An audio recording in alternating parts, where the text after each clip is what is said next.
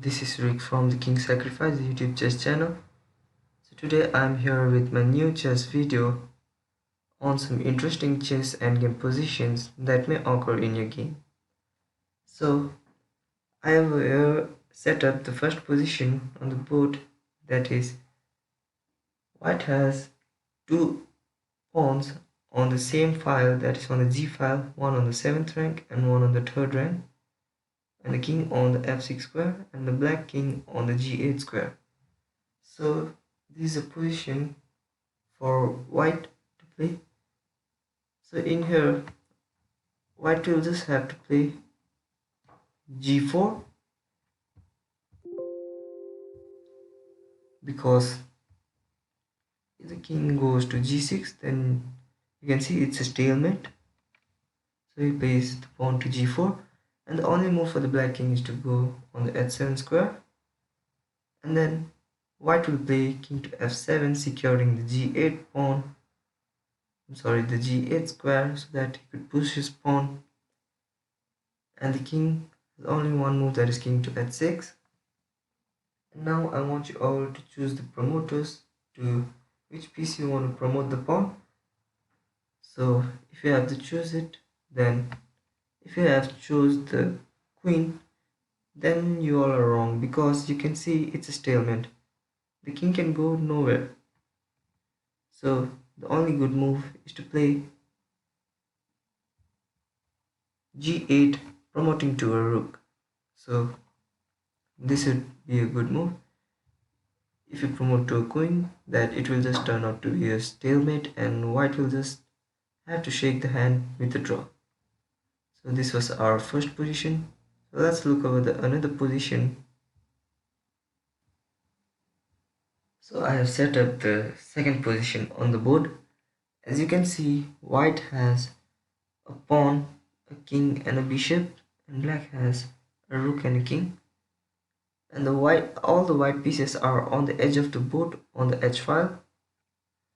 So you can pause the video and search for the moves. For black, it is black to move. So here black plays rook to A8, trying to come over the H file.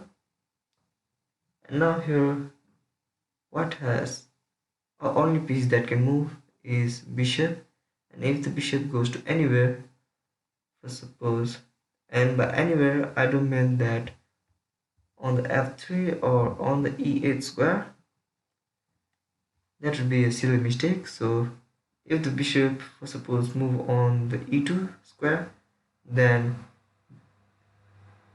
rook comes in giving a check. Now white can only play is bishop to H5, blocking the check. And you see that if the rook stays on the same file, then it will be a stalemate.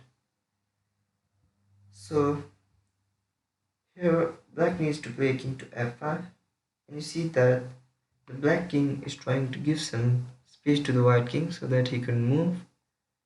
And you also notice that it is a forced move for the white king to move on the G3. He has only got one move. So whenever he goes to G3, he will lose his bishop and the game. So this was our second position. So this will be the last position for today's video. And you can see that in this position black has a king, a bishop and a pawn, and white has a king and a rook. So you can pause the video and search for the solution. I can guess that many of you have thought the move king to G3, planning to give a checkmate from the D1 square. If you have thought this move, then it is just not going to work, because the king can just move to F1, protecting the king from the checkmate.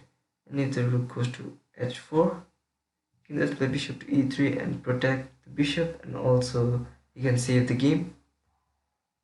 But you need to be careful with the bishop moves, because if the bishop goes to C1, then he will lose it, because white will play rook to H1 check. And also if the bishop to F8, then rook to F4 check, and again losing the piece. So when the black place the move king to f1, then if we place rook to d1 check, then king can just run away. So this will be okay for black. Now in the first move, white will need to play king to f3. So this will be the best move for the white to play, because now black will lose his bishop anyhow. So let's see how he's gonna lose his piece. As the king goes to f3, black bishop is out of squares. So as I've showed in the screen that the bishop can only move on the f8 square. Let's see what happens if the c1, then rook to d1, he will lose it. If bishop to g7, then again from the rook to g4, he will lose the bishop. If king to f1, then obviously white can give a checkmate.